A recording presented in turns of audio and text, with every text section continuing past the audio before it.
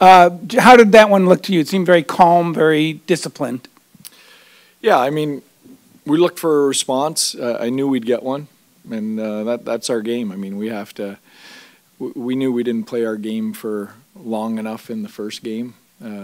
Still had some opportunities to win in overtime, but we wanted to make sure we put in a 60-minute effort tonight, and I thought we got that from everybody. Pete, I know questions get repetitive at this time of year, but just Wyatt Johnston and the way that he's able to elevate his game from what he was in the regular season to the Wild Series and now in this series, what has kind of stood out to you about why he's been successful in these 2 games here?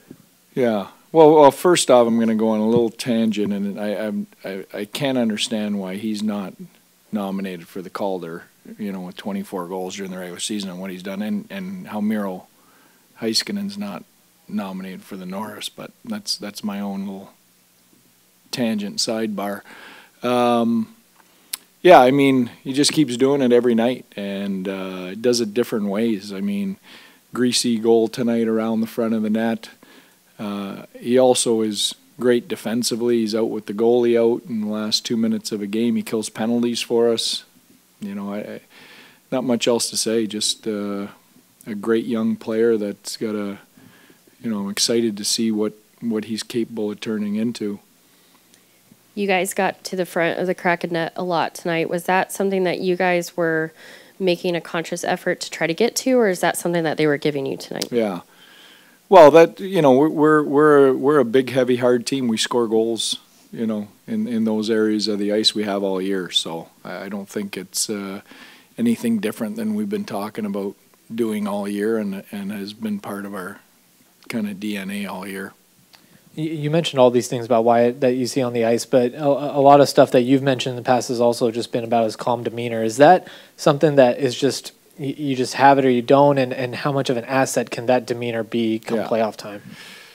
Yeah, I mean it's critical. There's a lot going on out there, and his personality is the same way he plays. He never looks like he's panicked. He always knows what's going on around him. He's never rushing to get to the next place or rushing to make the next play when he doesn't have to. And his personality is the same as that. It's a great trait to have. Coach, it seemed like the boys were a lot more physical tonight. Are those my neophyte eyes betraying me, or did I assess it correctly? No, your eyes are right. Yeah. It was a we knew we had to engage more physically. I thought we did for the third period of game 1 in the overtime, and we started to have some success with that. But we didn't do it for long enough. We wanted to make sure we did it all night tonight. Speaking of that calm demeanor, Jake in the back, just especially after losses, how important is he? Yeah, he's money. Money. You just take it for granted. But I knew he'd be really good again tonight. And again, good in tough moments. We gave up the goal to make it 4-2, or I'm trying to think in the third.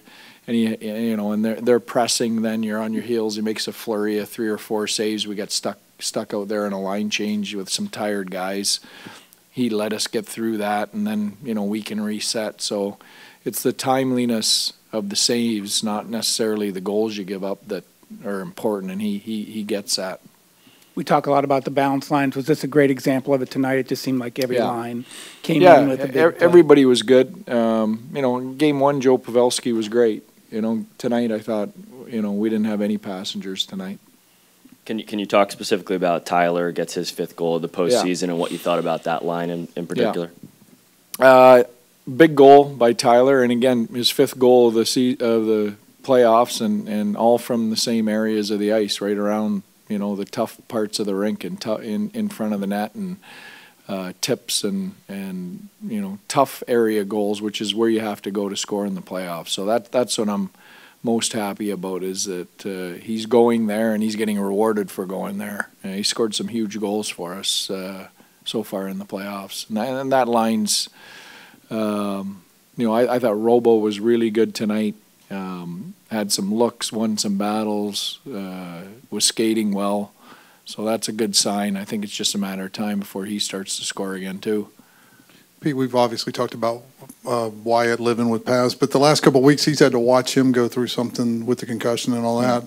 So he's talked about learning, but just talk about what you think he's getting out of all what he's seen, and what do you think their discussions are going to be like tonight after both of them score? Yeah. Well, they're an interesting pair. You know, I think they're